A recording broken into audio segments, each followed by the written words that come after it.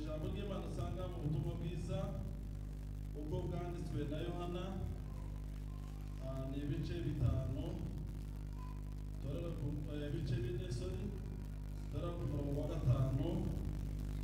tugeze ku wa 10 turongera nanone dusome muri ico gitabo igice cya 6 n'umurongo wa 35 nibyo jambo Imana yashyize ku mutima ko tuganira kuri iki cyumweru. Ubutumwa bwiza bwa Yohana ibice bine umurongo wa 5 kugeza ku wa 10 niba twahabonye twese reka dusome izina rya Yesu. Nuko agera mu mudugudu w'i Samariya witwa Sukara bugufi bw'igikingi Yakobo yahaye umwana we Yosefu, kandi aho hari iriba rya Yakobo. Nuko Yesu ananijwe nuko yagenze cyane apfa kwicara kuri iryo riba. Hari nk'isaha ya 6. Umusamariyakazi aza kuvoma. Yesu aramubwira ati, mpa utuzi two kunywa, kuko abigishwa be bari bagiye mu mudugudu kugura ibyo kurya. 9. Umusamariyakazi aramusubiza ati, ko uri Umuyahudi, uri Umuyuda, haba Umusamariyakazi uransaba amazi ute? Icyatumye azaho nuko Abayuda banenaga Abasamariya. Yesu aramusubiza ati, iyo wari uzi impano y'Imana ukamenya n'ugusabye amazi uwo ari we, nawe uba umusabye, nawe akaguha ku mazi y'ubugingo. Mwakire ijambo ry'Imana. Tugiye rero kugira kandi tuganira kuri iri jambo. Umutwe w'amagambo urava mu inyota niyo tugiye kuganiraho. Iki gitabo ubutumwa bwiza bwa Yohana, uyu ni nawe wanditse kino gitabo. Yongera kandi yandika na Yohana wa mbere, yongera yandika na Yohana wa kabiri, yongera yandika na Yohana wa gatatu, ndetse yandika n'Ibyahishuriwe. Ubwo yari ari ku butaka bwa Patimo niho yahawe kiriya gitabo, ahawe buriya butumwa yandikira ariya matorero arindwi yo muri Aziya, aba ubutumwa bwari butandukanye. Sibwo tugiye kugarukaho, ahubwo tugiye kwibanda kuri ibi bice bibiri. Iki twasomye cy'isura ya 4 kiravuga ngo Yesu umukiza w'abantu, ni umukiza w'imitima. Twebwe ukuntu Yesu ashobora gukiza imitima y'abantu. Nanone nitujana kuri 6 yitwa ngo ni umutsima wavuye ku ijuru. Turaza kureba uburyo umutsima ushobora kuba waraje tukaba tumufite, tukaba tuwurya, cyangwa se no tukanawurya. Inyota rero, hari inyota nyinshi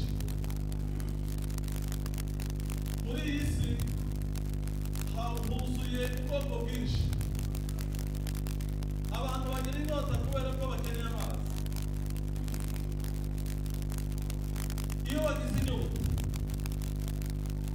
ntabwo kuko baguha amata. Kera nabonaga abasaza iyo bagiraga inyota bakabunyerera, agafata amata, agafata n'amazi, akavanga, kubera ko yashakaga kuyumva nk'utuzi, bakumva umutima uraruhutse. Hari n'abandi bagira inyota zitari z'amazi. Muze kubona abantu banyoye itabi. Umuntu wanyoye itabi bavuga ko bagira inyota nyinshi. Umuntu w'itabi iyo yagize n'ibyo kurya ntiyagira aravuga ngo ndabiriya ngo ntibishobora kumanuka abantu bakuze ko bimeze arakubwira ngo ntabonye agataha ngo ntabuze kurya bwamanuka kandi mugihe wewe wumva ari ibisanzwe ubona ari umukuza iyo nayo ni inyota hari n'umuntu w'umurwa n'inzoga yabona gusa icupa gusa akaba ngo ndaza kurya ibiryo ariko nabaje kunywa iyo nayo ni inyota iri muri iki gihe twebwe tugiye kurebera hamwe inyota ikomoka ku ijambo ry'Imana. Haleluya. Tugiye kureba icyitwa amazi y'ubugingo iyo tugenda tugarukaho. Uyu musamariyakazi niwe tugiye kwibandaho. Hari icyamugaragaje, hari ibyamuranze, ni nabyo tugiye kwigiraho uyu munsi. Ninkubaza kimwe muri ibi bibazo mutaranze umusamariyakazi ngo biteguye gusubiza. Uyu musamariyakazi wakimara guhura na Yesu, Yesu aramubwira ngo wa musamariyakazi, wa mudamu ufite inyota, iyo nyota yari afite yashaka kumuha ku mazi kuko anafite yari ari kwiga. Umusamariya waramubwira ngo kuri umuyuda nanjye nkaba n'umusamariyakazi uransaba amazi ngo bikunde. Abo bantu baranenanaga kuba ko uyu mudamu yagaragaje ibintu by'ivangura,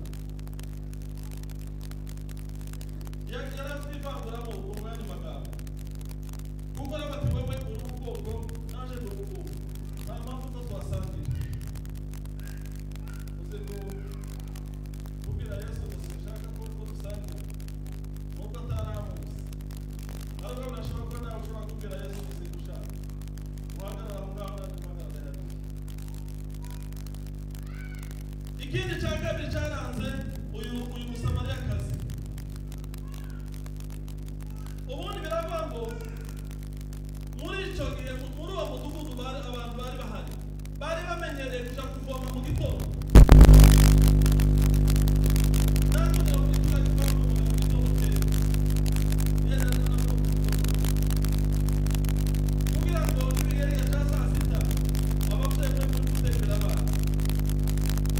Cya gihe cyo gutekera abana kigeze, uyu musamariyakazi muri icyo gihe yashaka kuvoma.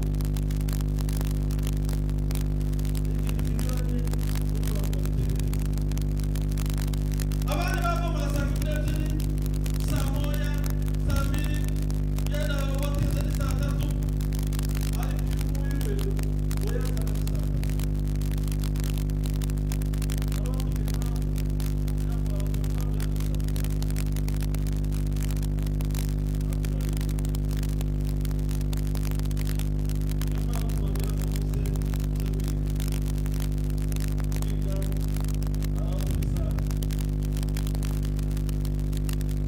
Komandere za Bibiliya zirava mu mpamvu uyu mugore yashaka kuvoma ari saa sita. Uyu mugore yari maraya. Uyu mugore we yarashanye abagabo b'abandi bagore.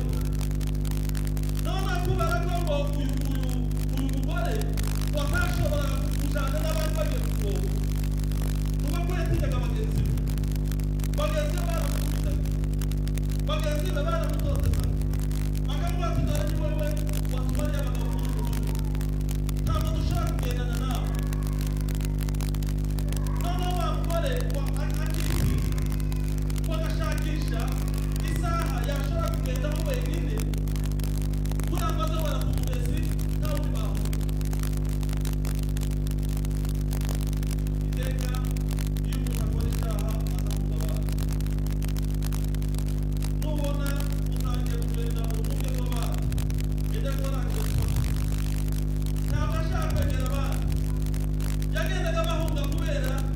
icyaha yari yarakoze kubera ko ibyo yabagamo agatinya abandi bantu.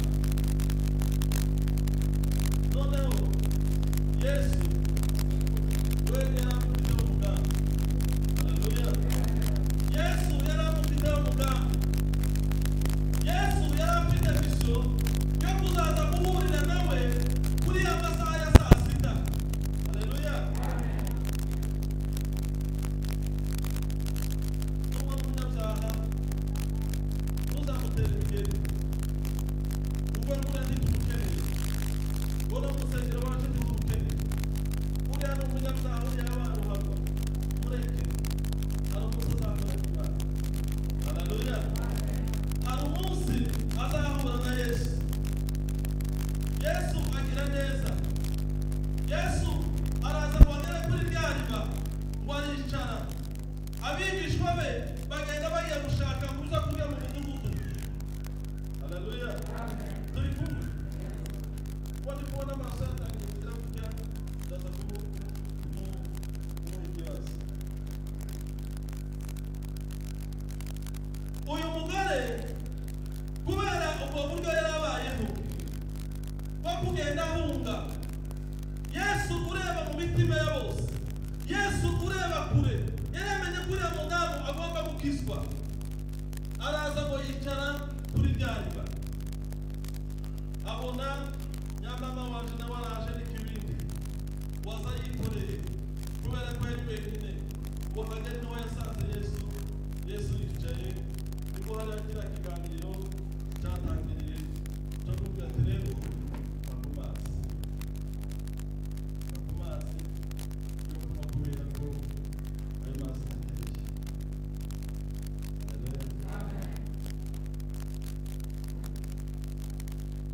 Yesu ashaka kuganira n'uriya mugore. Yesu yashakaga kumukiza nubwo abandi bakwanga, ariko Yesu yamufiteho umugambi. Zanjye bikugaruza. Haleluya. Uyu mudamu yari afite inyota. Uyu mudamu yari afite inyota nyinshi. Uyu mudamu yari afite kwifuza kwinshi muri we. Burya ushobora gukora icyaha kimwe kumva ko ari ibisanzwe, ejo ukongeraho ikindi ukabata, ariko wakora icya gatatu ntacyo yabaye, ukongera ugashaka icya gatatu, ukongera ugashaka icya kane. Uko yarushagaho gukora ibyaha niko yarushagaho kugenda bikura, ariko ntakamenye ko hari Yesu umufiteho umugambi. Haleluya. Haleluya. Yesu iyo agufiteho umugambi nubwo waje hehe azongera kuza. Abantu muri iki gihe nabo bafite inyota. Abakristo muri iki gihe nabo bafite inyota yo gushakisha imibereho. Abantu bafite inyota yo gushakisha amafaranga, inyota nyinshi.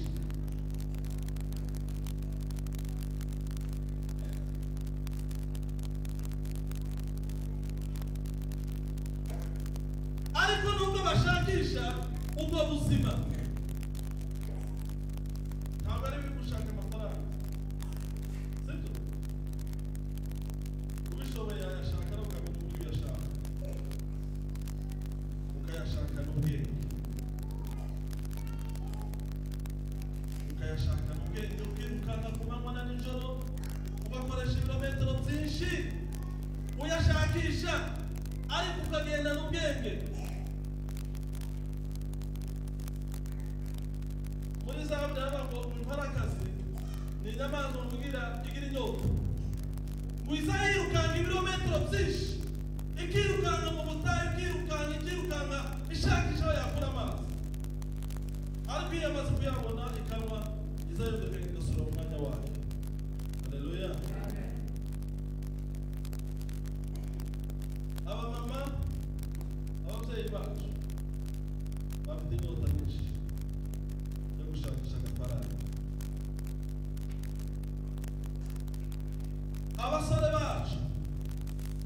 inyota nyinshi yo kumva ko mwabona amafaranga nava kuziza kuri 5 habika 10 habika 15 habika 20 nari mfite 10 naranguraga uwandi nkabira kuri 20 Imana ikakubwira neza sikabibona ukabata yewe tuwapa 30 baje Imana ikayikuha ayi tuwapa nka 40 nazo kongera ukabigira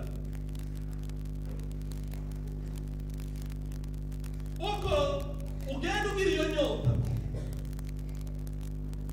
uko ugenda ugira ibyo byifuzo niko nibigusaba gusohora ayo mafaranga niko nabyo biyabika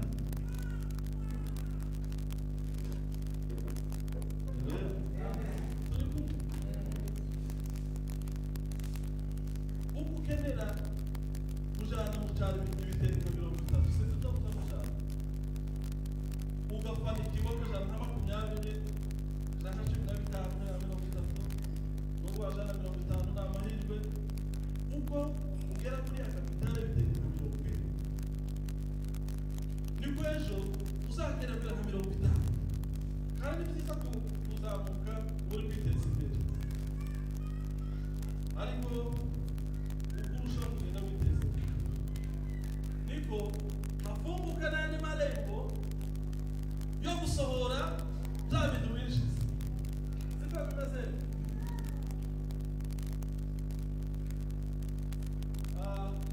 abize mu Gifaransa hari zo kwigaga muri ekonomi bakavuga ngo les besoins sont multiples ça engendre les uns aux autres les besoins sont infinis ni ukuvuga ibibazo ntibishobora kurangira kimwe kigenda gihereza ikindi ukavuga ngo ngiye gusubiza ikindi kikaza kikagusingiza ikindi ukagenda ukageza plus infini abize imibare barabizi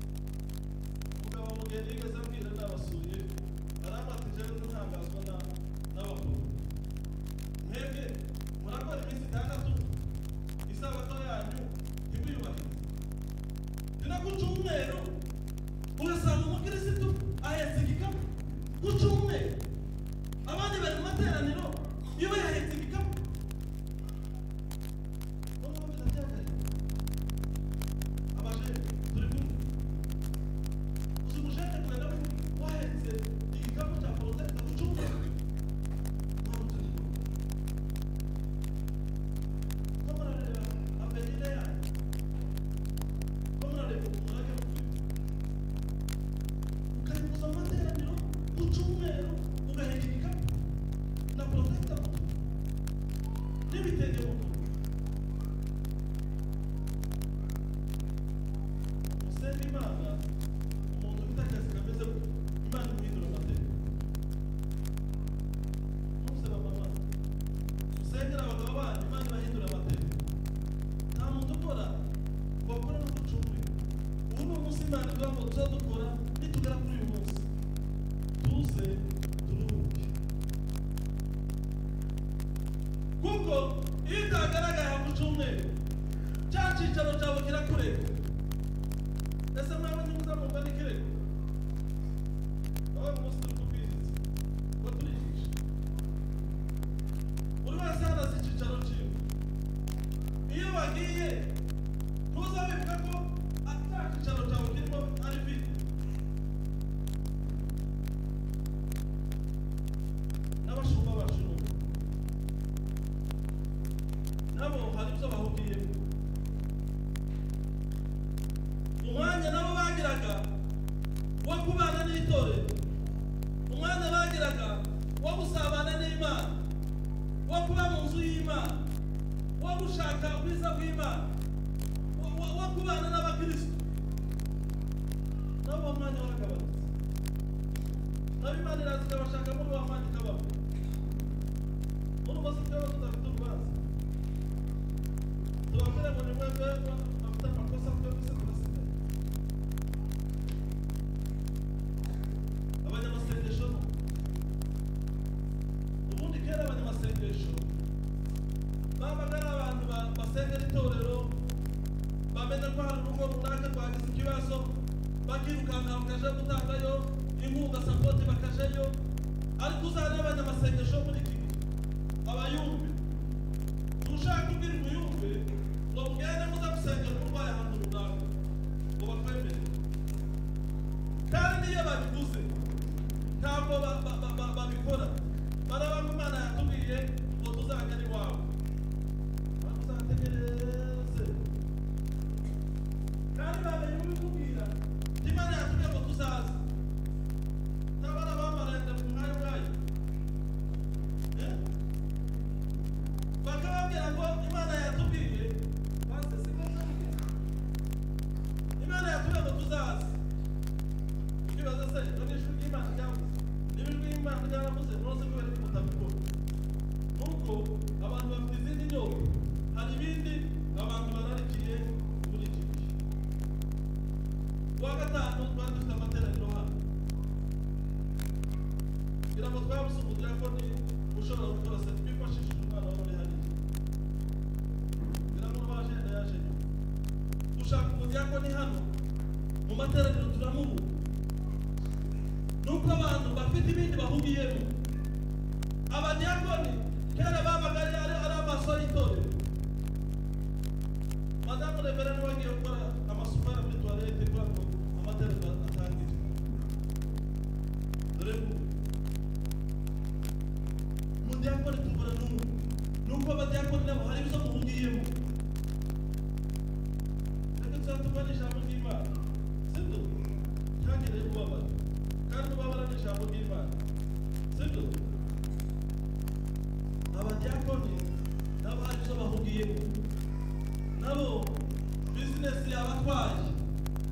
Nimukorere imiryango yanyu ariko mwibuke munsi y'amateraniro.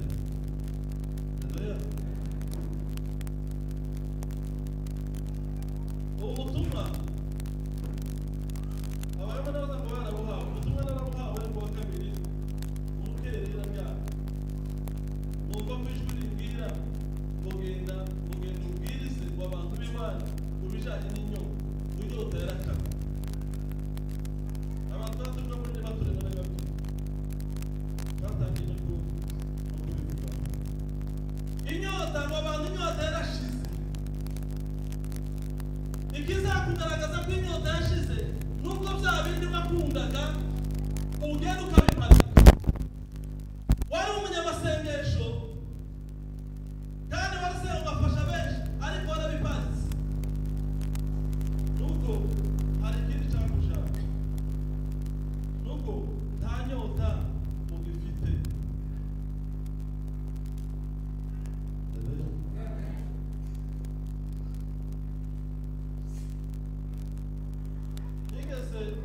nigeze kuza nkora ngakora no ku cyumweru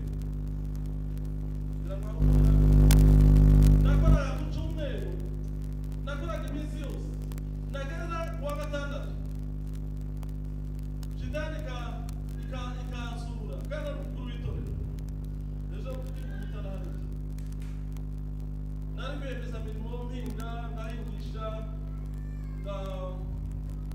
ngahinga hegitari nahere kuri hegitari imwe ndazamuka hegitari 3 hegitari 5 z'ibigori n'ibishyimbo ngahinga inyanya ngahinga urusenda nahinga ibintu bye nkagemura kwa Nyirangarama kari akabanga ejo wagemuraga kuri abo twogera umusaruro nari nagiye kwa Nyirangarama gukora kontara nkamugemurira buri wa gatanu imodoka yaza kupakira urusenda mpinga ndazamuka kugeza ubwo Minagiri Minisiteri y'Ubuhinzi ibicyangombwa byo kumutunguzi mu rwego rw'igihugu nari mu bahinzi bazwi ushobora no mu mashini bahamagara abahinzi bikazamo ibyo rero bisa nkaho bintesheje umurongo ngakora nageza kuwa gatandatu umushoferi akatubwira babaga bafite ziriya mashini zihinga akambwira ko